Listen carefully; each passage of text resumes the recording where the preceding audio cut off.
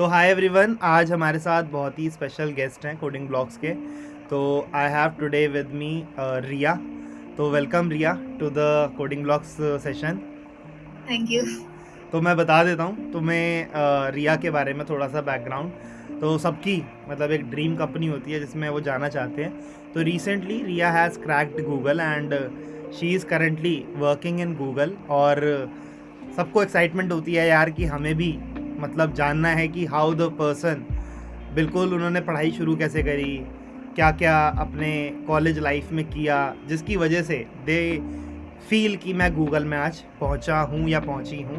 तो उसी के बारे में हम आज डिस्कस करेंगे और रिया से बहुत सारी चीज़ों को डिस्कस करेंगे और उनसे पूछेंगे उनकी स्ट्रैटेजी क्या थी।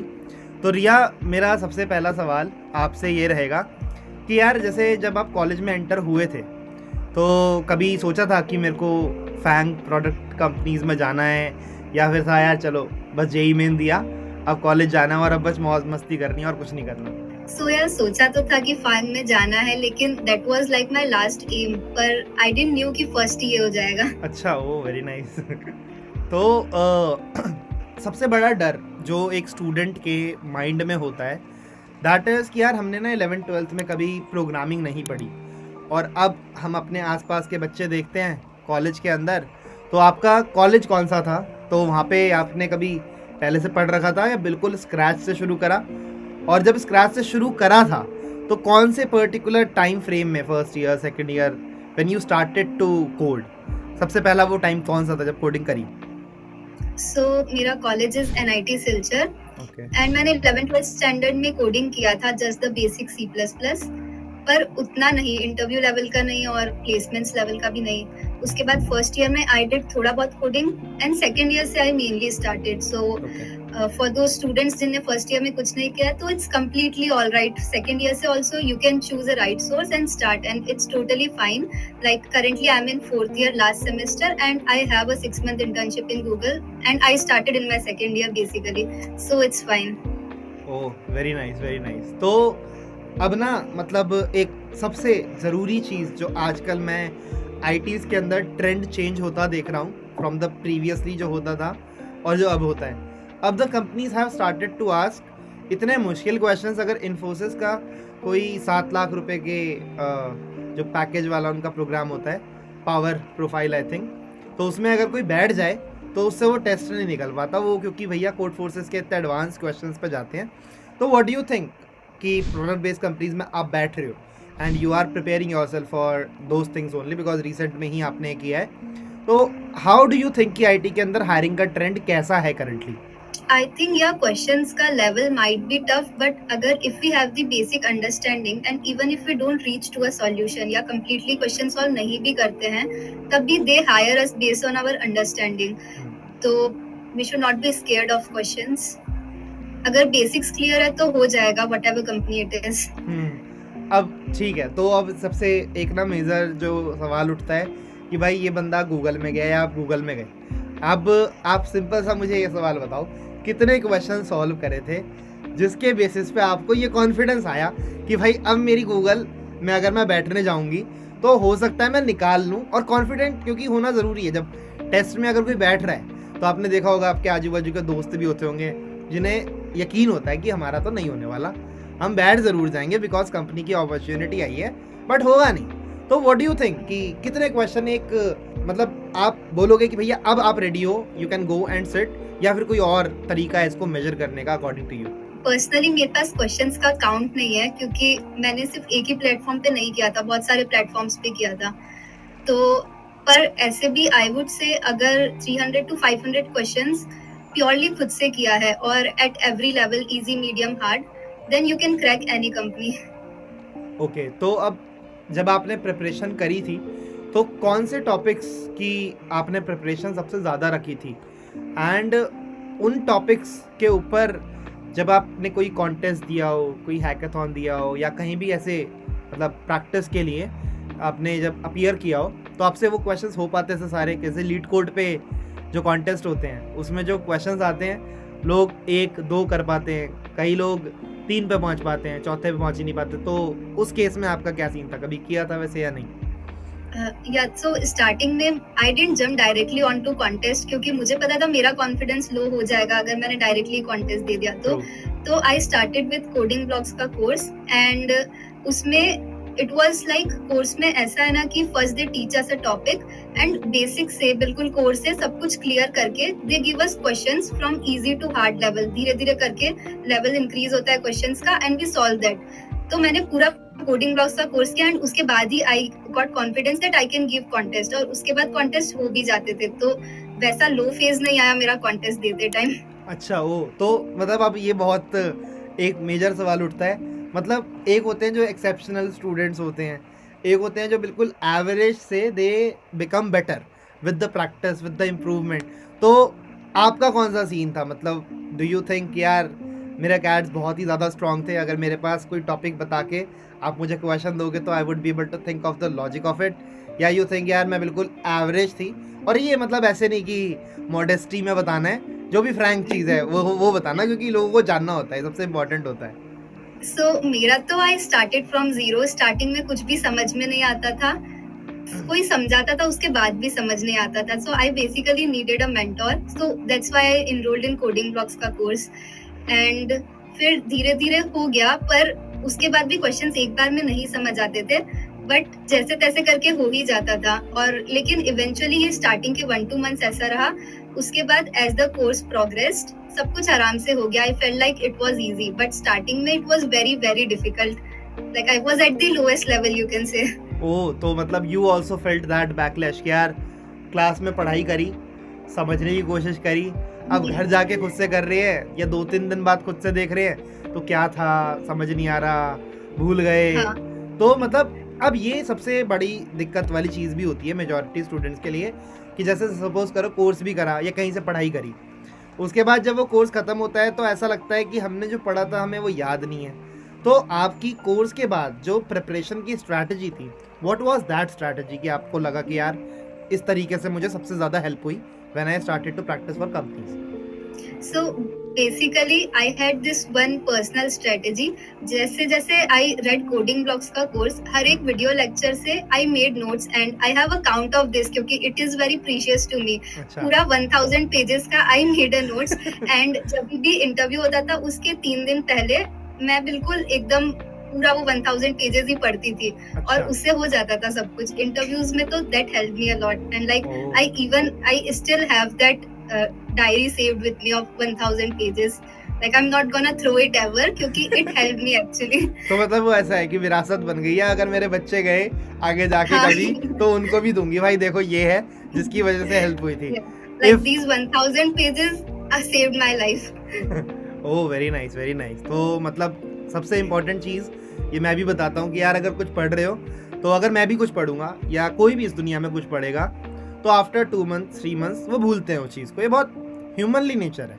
आपको रिविजन के लिए नोट्स की तो सबसे ज़्यादा इम्पोर्टेंट मतलब होती है, इम्पोर्टेंस सबसे ज़्यादा है। अगर वो नहीं है तो आपको फिर से पूरे का पूरा कोर्स रिविजिट करना पड़ता है, लेक्चर्स दोबारा देखने पड़ते हैं, एंड उससे क्या होता है बंदा सोचता है करता हूँ आगे बढ़ता हूँ फिर पीछे, आगे बढ़ता हूँ फिर पीछे। तो बहुत ज़्यादा बैकलैश बच्चों को इस वजह से भी फेस होता है। तो रिया, अगला सवाल जो मेरे मन में आ रहा है दैट इज़ कि यार आपने जैसे कि जब कॉन्टेस्ट दिया होगा या गूगल में जब बैठे होगे तो व्हाट डू यू थिंक कि सबसे ज़्यादा इम्पॉर्टेंट टॉपिक्स कौन से रहे जो आपसे इन कंपनीज में पूछे गए, और आप क्या सजेस्ट करोगे स्टूडेंट्स को कि इन टॉपिक्स के क्वेश्चंस सबसे ज़्यादा प्रैक्टिस करने चाहिए कि भैया एकदम मस्त पुच्ची हो जाए लाइफ उनकी ना एकदम प्रोडक्ट बेस्ड कंपनीज के लिए? So dynamic programming and trees, ये दो टॉपिक्स तो लाइक एकदम अच्छे से आना ही चाहिए। इसके अलावा बाकी में ग्राफ्स में थोड़ा सा ऊपर नीचे is alright according to me, but these two topics should be like mostly focused on. अच्छा, तो डीपी के अंदर अभी जैसे बहुत सारे वर्जन्स आ गए हैं, कई लोग DP on trees, DP on graph, DP on using bit masking, फिर digit DP.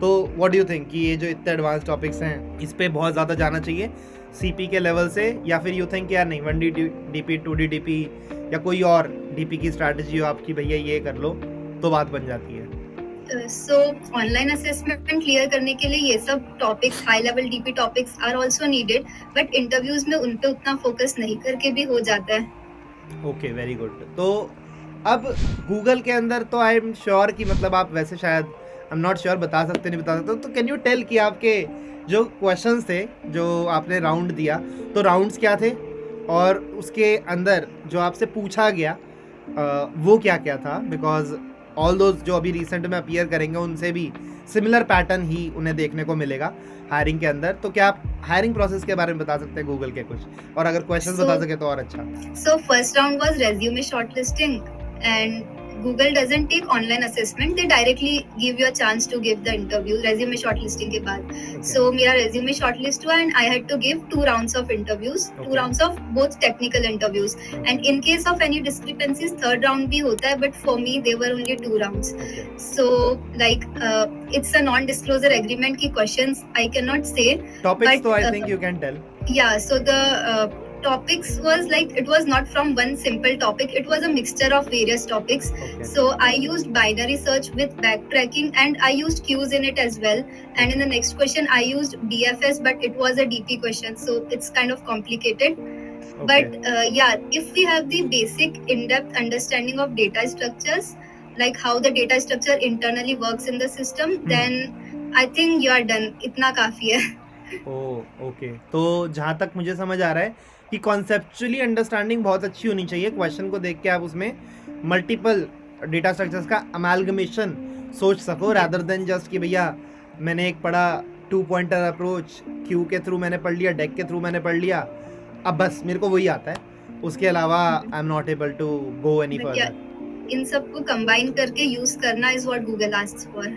Okay, very good very good. तो चलो, मतलब आई एम हैप्पी कि तुमने उस तरीके से सोच पाए, तो अच्छा लग रहा है सुन के कि कोर्स के बेसिस पे you were able to think. And अब ना सबसे इम्पोर्टेंट पार्ट जो होता है और जो बच्चों के मन में भी रहता है कि यार रेज्यूमे शॉर्टलिस्ट कराना है। अब जब तुम रेज्यूमे के लिए अप्लाई कर रहे होगे तो तुम्हें भी लगा होगा कि यार यहाँ से कुछ और डाल देती हूँ प्रोजेक्ट्स, यहाँ से कुछ और आ जाए तो रेज्यूमे दिखने में अच्छा हो जाए। तो व्हाट वाज योर रेज्यूमे, उसके अंदर क्या था जिसकी वजह से यू थॉट कि यार मेरे को एज मिली amongst my peers? So I think I had an internship experience. So I previously interned at ServiceNow.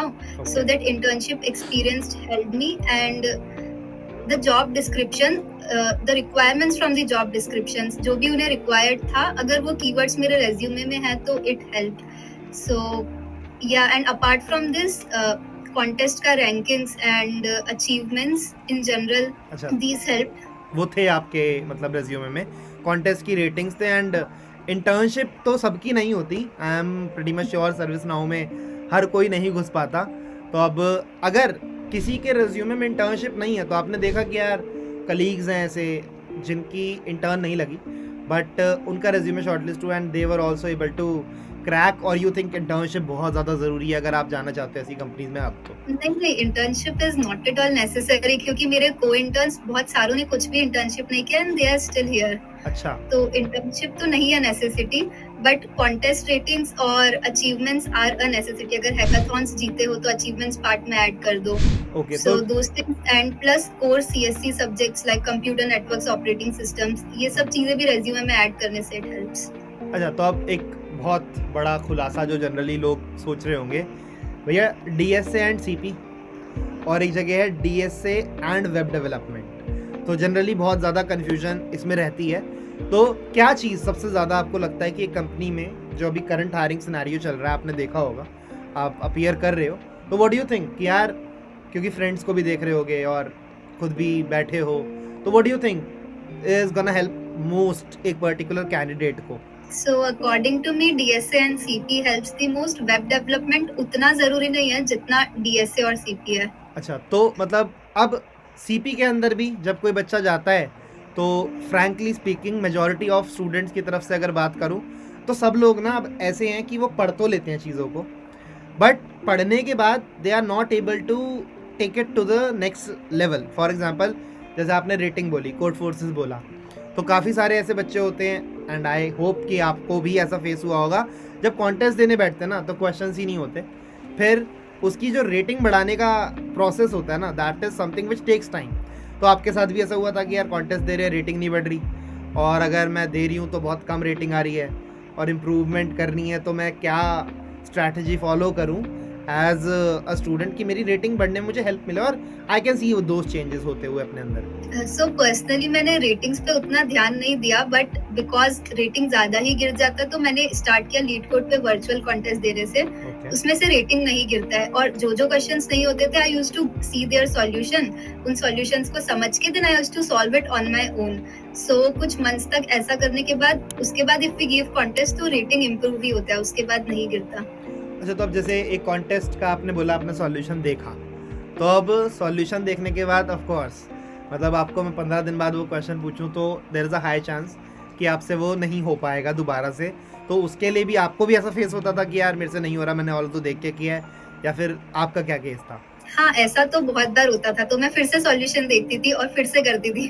अच्छा, तो आप करते थे, रिपीट करते थे, यू यूज्ड टू रिपीट हाँ, मैंने क्वेश्चन। रिपीट बहुत सारा किया है। तो वो फिर कैसे आप प्लान आउट करते थे कि मैं कैसे रिपीट करूं?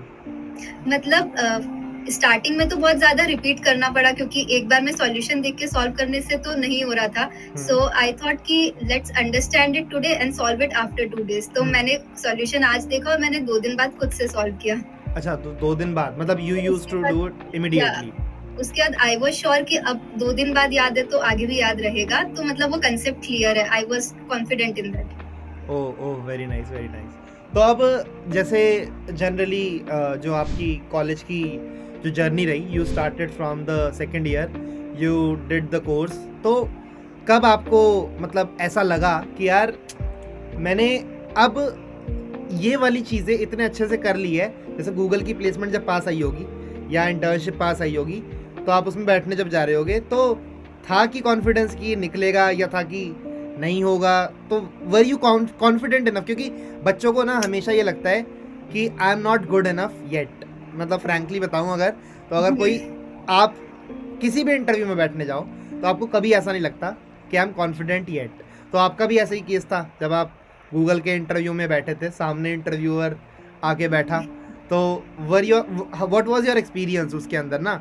आपको लग रहा था कि होगा, या लग रहा था नहीं होगा, या फिर क्वेश्चन पता था तो लग गया कि अब हो सकता है? So I was like very under confident, but I was kind of excited कि at least I got a chance to experience कि Google के interviews कैसे होते हैं। और बस in the back of my mind ये तो नहीं था कि question पूरा solve हो जाएगा, but इतना था कि I can at least give an approach to the interviewer।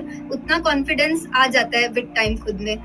तो but when I saw the question, वो question को reach करने में भी time लगा, but धीरे धीरे eventually step by step when I progressed, the question was solved even before I knew it. So अच्छा। it kind of seemed easy, but I didn't expect it that from me in the first go. अच्छा, ओ तो फिर अब जैसे आपने अभी बताया कि भाई मतलब मुझे भी वो क्वेश्चन पता नहीं था उस टाइम पे ना, तो अब ये वाली जो चीज़ होती है ना कि जब इंटरव्यूअर के सामने आप बैठे हो एंड इंटरव्यूअर से आप डिस्कस कर रहे हो, तो इज़ इट फाइन कि मैं इंटरव्यूअर से कुछ हेल्प ले सकूँ, कुछ एडवाइस पूछ सकूँ, या इट इज़ कि भैया नहीं, अब बताना है तो खुद ही बताओ, इंटरव्यूअर से हेल्प लोगे तो वो रिजेक्ट कर देगा?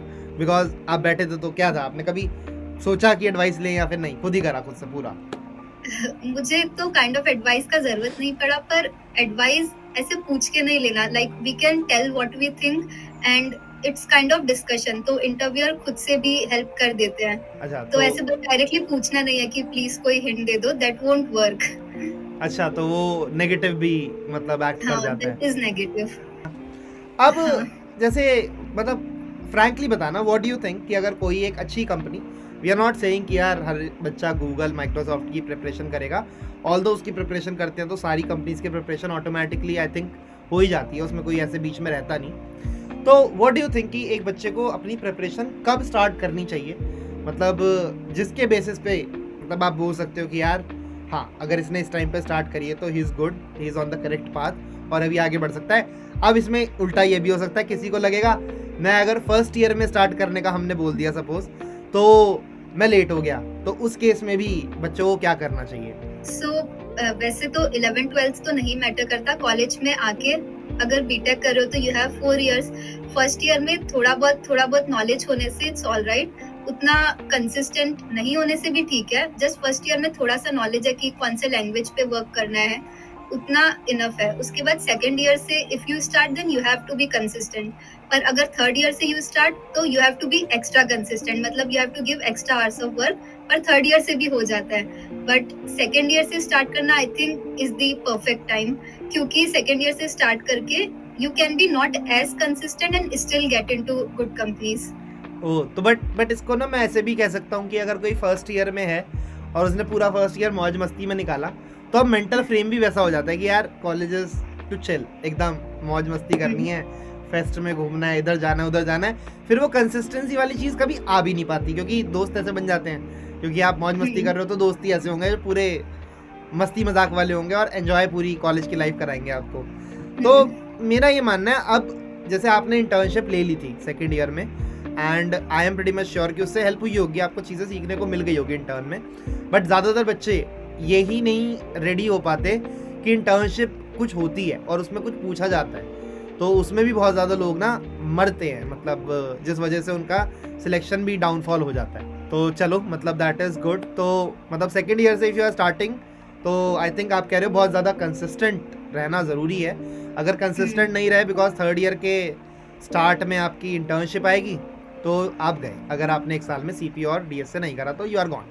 हाँ, पर फर्स्ट ईयर से करोगे तो थोड़ा सा लेजीनेस इज एक्सेप्टेबल, फिर भी इंटर्नशिप मिल जाएगा सेकंड ईयर के बाद। हाँ, चलो अब एक फाइनल क्वेश्चन जो मैं पूछना चाहूँगा, मतलब what is the advice that you would like to give, जो हमारे स्टूडेंट्स हैं, मतलब कॉलेज स्टूडेंट्स ही होंगे जो आईटी कंपनीज को टारगेट कर रहे हैं, तो उनको एक ऐसी एडवाइस दैट यू फील कि यार उस एडवाइस से आपकी लाइफ जो चेंज हुई है, that is the only thing किसी को करने की ज़रूरत है, जिसकी वजह से उसका बहुत ज़्यादा इम्प्रूवमेंट होने के चांसेस है, या कोई भी ऐसी बात जो आप अपने मतलब लोगों को बताना चाहो जो यहाँ पे हमारे सेशन को देख रहे हैं। So I think it's not about learning from books or learning from people. It's about learning from the right kind of books and from the right kind of people. So that's what makes you successful and that's what helps the most. So choose the right source and it will help you out eventually. And trust the source that you are studying from.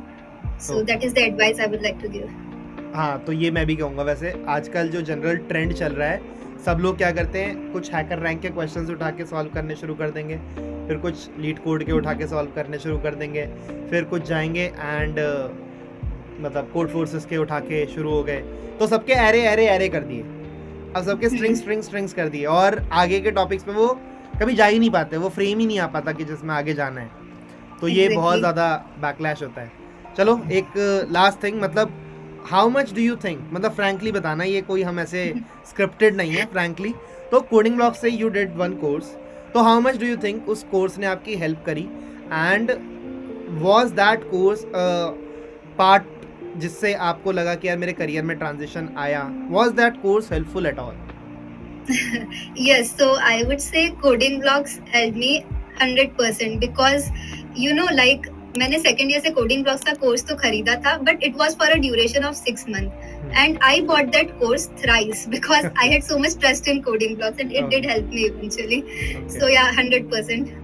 चलो, तो अच्छा लगा सुन के कि we are the ones जो ऐसी education provide कर पा रहे हैं, because of which students are able to get into good मतलब आईटी प्रोफेशंस या जॉब्स। तो thank you so much Riya for the compliment and for And there's one more thing that I would like to share. So I was studying a course by Karthik Bhaiya and this is a secret that you don't know. So मैंने course खरीदा था and it was not one-to-one mentorship sessions, it was recorded lectures. But when I contacted Karthik Bhaiya, he did give me one-to-one mentorship as well. In my second year when I was to apply for Google STEP internship, I took his I took his help and he did help me eventually. oh So that was the best part which made me buy the course again and again.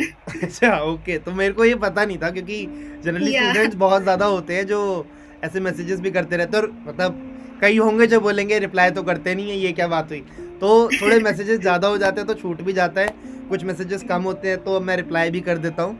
चलो, very very much happy to know कि I was someone जिससे आपको help मिल सकी। तो Yeah. Thank you so much Riya for coming and appearing for the interview, and all the best guys. तो आप लोग भी ट्राई करो and just do it. I would say डरने की ज़रूरत नहीं है, प्रैक्टिस करते रहो, एंड गाइडेंस सही मिले तो आई बिलीव कि कोई भी बच्चा चाहे वो टीयर 3 हो, टीयर 4 हो, एक अच्छी कंपनी को क्रैक कर सकता है। बट अगर गाइडेंस सही नहीं मिली, अगर आप टीयर 1 से भी हो, IIT में भी बैठे हो ना, तो भी आप एक अच्छी कंपनी नहीं क्रैक कर पाओगे, ये भी कंफर्म है। ठीक है, तो चलिए guys, bye bye, thank you so much and thank you again Riya for coming and guiding and enlightening the students. ठीक है, Yeah, thank चलो you. Bye bye guys.